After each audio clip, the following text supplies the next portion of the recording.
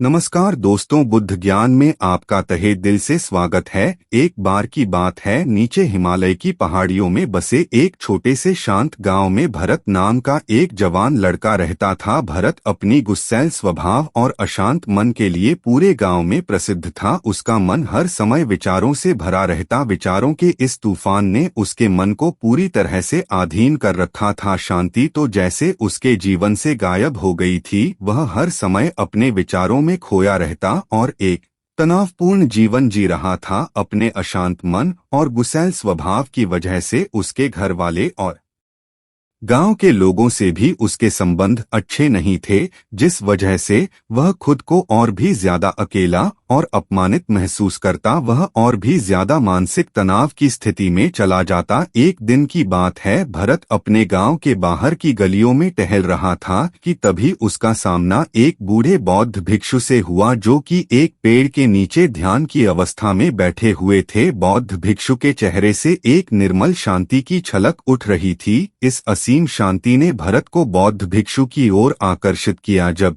भरत बौद्ध भिक्षु के निकट पहुंचा तो उसने उनके चारों तरफ एक सकारात्मक ऊर्जा का अनुभव किया। भरत को यह महसूस हुआ कि अद्भुत शांति और असीम सकारात्मक ऊर्जा का स्रोत कहीं न कहीं बौद्ध भिक्षु के भीतर ही है। इसीलिए वह वहीं बैठकर उनके आंख खुलने का इंतजार करने लगा। थोड़ी देर बाद जब बौद्ध भिक्षु ने अपनी आंखें खोली तो उन्होंने अपने सामने एक जवान लड़के को बैठा पाया, जो कि काफी तनावग्रस्त और नकारात्मक भावनाओं से भरा हुआ लग रहा था। भरत ने बौद्ध भिक्षु की ओर लालसा भरी नजरों से देखा और बड़ी सम्मानपूर्वक कहा, मेरा मन बहुत अशांत है। मेरे मन के विचारों को मैं एक क्षण के लिए भी शांति का अनुभव नहीं कर पा रहा हूँ। क्या आप मुझे सिखा सकते हैं कि मैं अपने इस अशांत मन को शांत कैसे कर सकता हूँ? बौद्ध भिक्षु ने भरत के दर्द को समझते हुए उसकी ओर दयाभरी नजरों से देखा और कहा, मेरे प्यारे बच्चे, मैं तुम्हें एक कहानी सुनना चाहता हूँ। इस कहानी में मानसिक शांति और खुशहाली के रहस्य छुपे हुए हैं।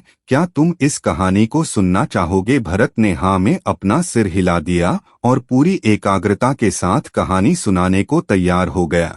उसके अंदर की उत्सुकता अब अपने चरण पर थी। बौद्ध भिक्षु ने कहानी सुनानी शुरू की।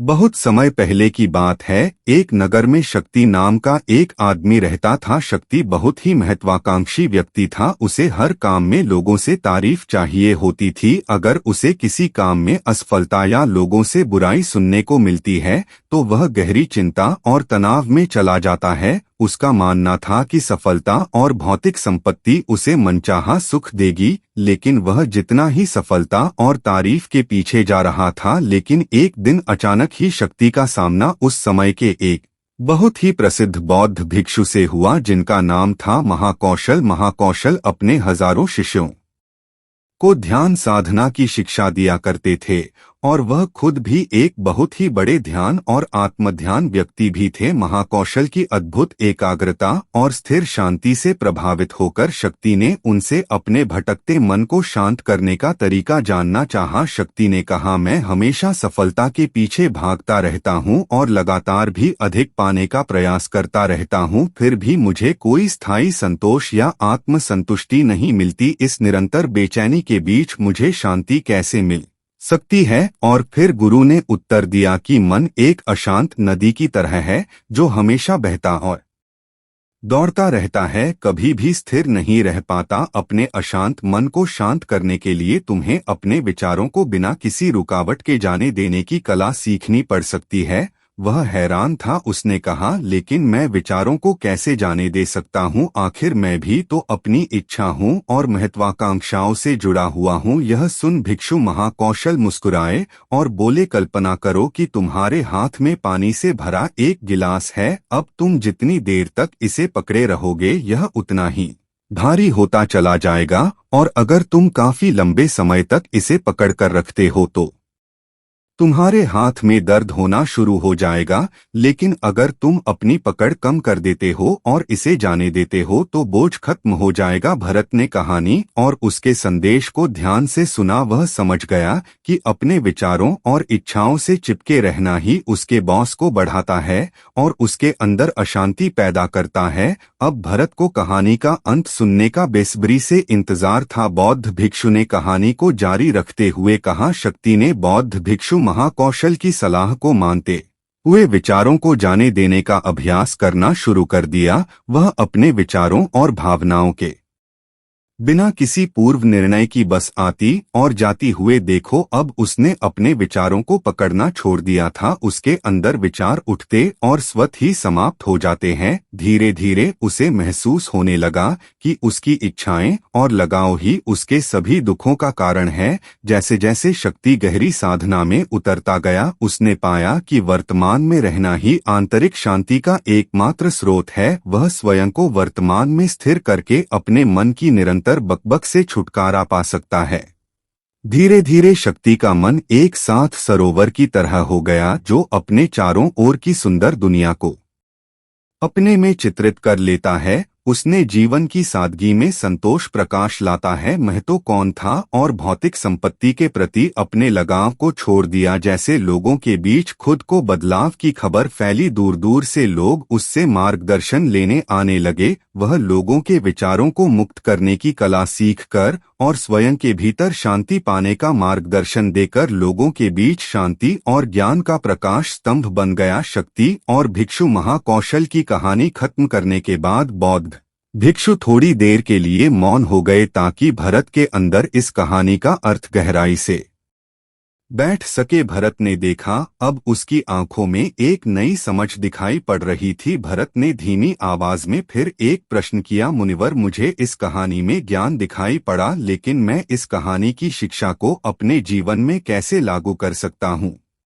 मैं अपने अशांत मन को कैसे शांत कर सकता हूँ? भरत के इस ईमानदारी भरे प्रश्न पर बौद्ध भिक्षु नर्म जोशी से मुस्कुराए और फिर बोले, अशांत मन को शांत करने का अभ्यास आत्म जागरूकता से शुरू होता है। अपने अंदर उठने वाले विचारों को देखने के लिए हर दिन कुछ समय निकालो। वह भावनाएं जो तुम्हारे मन को उत्तेजित करती हैं, उन पर ध्यान दो। देखो कि वह कैसे आती हैं और आकाश में गुजरने वाले बादलों की तरह चली जाती हैं। भरत ने अपनी आंखें बंद कर ली और बौद्ध भिक्षु के बताए अनुसार अपने विचारों का अवलोकन करना शुरू कर दिया। यह अपने अंदर उठने वाले विचारों पर ध्यान देना शुरू किया। उसे महसूस हुआ कि चिताओं, निर्णय और इच्छाओं की निरंतर धारा बह रही है। केवल इसे एहसास नहीं है, उसने उसे एक अद्भुत शांति का एहसास करवाया। उसे यह भी एहसास हुआ कि मैं इन सभी विचारों और भावनाओं से अलग हूँ। बौद्ध भिक्षु ने आगे कहा, जैसे शक्ति ने खुद को हर तरह के लगाव और आसक्ति से अलग कर दिया था, उसी तरह से तुम भी अपने मन को परेशान करने वाले विचारों और भावनाओं को खुद से मुक्त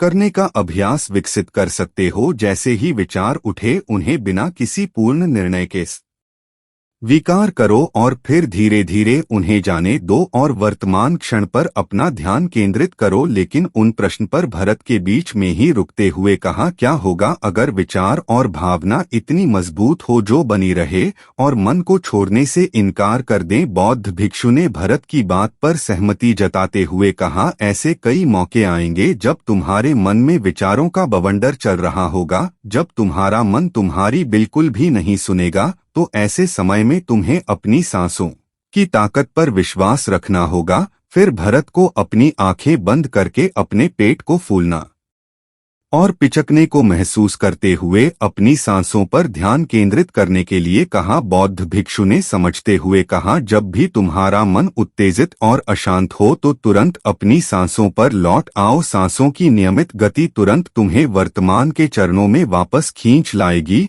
और एक शांति का एहसास करवाएगी। भरत ने कुछ देर तक बौद्ध भिक्षु के निर्देशानुसार अपनी आती जाती सांसों पर ध्यान केंद्रित करने का अभ्यास किया। इस छोटे से अभ्यास ने उसे अपने मन की शांति और स्थिरता का एक क्षणिक अनुभव करवाया। उसे समझ आ गया कि यह सांस तो हमेशा उसके साथ थी जो वर्तमान क्षण की निरंतर याद दिलाती है, संतुलन और शांति प्रदान करती है। भरत के इस प्रगति को देख बौद्धिक मंद मंद मुस्कुराए और बोले, मेरे प्यारे भरत, अशांत मन को शांत करना एक ऐसा अभ्यास है जिसके लिए धैर्य और मजबूत इच्छा शक्ति की जरूरत होती है। जैसे निरंतर व्यायाम से मांसपेशियां मजबूत होती हैं, वैसे ही नियमित अभ्यास से मन भी शांत होता है। भरत ने स्वीकृत में अपना सिर हिलाया और इस अनमोल मार्गदर्शन के लिए बौद्ध भिक्षु का धन्यवाद करते हुए उन्हें यह वचन दिया कि मैं आज से ही अपने मन को शांत करने शक्तियों को छोड़ने और अपने भीतर शांति पाने की इस यात्रा पर निकल पड़ूंगा। बौद्ध भिक्षु ने भरत के कंधे पर हाथ रखा और कहा, मुझे तुम्हारी काव्य पर पूरा भरोसा है कि तुम बहुत ही जल्द अपने मन की शांति को खोज दोगे। लेकिन याद रहे, यह रास्ता इतना आसान नहीं होगा, लेकिन अगर तुम खुले दिल से प्रयास करोगे तो शांति को खोज लोगे जो तुम्हारे भीतर है। उस दिन से भरत ने अपने अशांत मन को शांत करने के अभ्यास के लिए खुद को प्रतिबद्ध किया और हर दिन ध्यान करने के लिए एक अलग समय निर्धारित किया। उसने अपने मन में उठने वाले विचारों को बिना किसी रोक टोक के जाने दिया और अपनी स्वास्थ्य के माध्यम से खुद को वर्तमान में रखने का प्रयास किया। धैर्य पूर्वक अभ्यास करते हुए समय के साथ भरत ने खुद के अंदर गहन परिवर्तन का अनुभव किया। जैसे जैसे साल बीत गए, भरत को गांव में शांति और ज्ञान के स्रोत के रूप में जाना जाने लगा। गांव के लोग अपने अशांत मन को शांत करने के लिए भरत के पास मार्गदर्शन लेने आते हैं। भरत ने जीवन की भाग दौड़ के बीच दूसरों को आंतरिक शांति पाने में मदद करते हुए बौद्ध भिक्षु की शिक्षाओं और आत्म जागरूकता की शक्ति को समझाया। उसने लोगों को अपने विचारों को मुक्त करने और स्वास्थ्य पर ध्यान केंद्रित करने की कला सिखाई। इस तरह वह गांव काफी भला खुला। वहां के निवासियों ने एक स्थिर और शांत मन के अमूल्य उभर की खोज की। बौद्ध भिक्षुओं की शिक्षाओं और भरत के द्वारा कराए जा रहे अभ्यास के माध्यम से विचारों को जाने देने और वर्तमान में रहने की कला दूर दूर तक फैल गई, जिसने कई लोगों के जीवन को बदल दिया। जैसे जैसे और समय बिता, अशांत मन को शांत करने की भरत की यात्रा का एक जोरदार प्रभाव उसके गांव की सीमाओं के बाहर भी फैला और उसके गांव और शहरों के लोग जब भरत के इस जादुई बदलाव की कहानी सुनते तो वह उसके पास चले आते। भरत उन लोगों के लिए आशा की किरण बन चुका था जो अपने मन के बोझ तले खुद को दबा हुआ महसूस कर रहे थे। भरत की शिक्षाएं सिर्फ सामूहिक प्रवचनों और ध्यान छात्रों तक की सीमित नहीं थी, बल्कि वह रोजमर्रा के कामों को जागरूकता के साथ करने पर ज्यादा जोर देती थी। वह लोगों को याद दिलाते थे कि तुम अपने विचारों और भावनाओं के प्रति जागरूक बनो। तुम दिन भर क्या बोलते हो, आसपास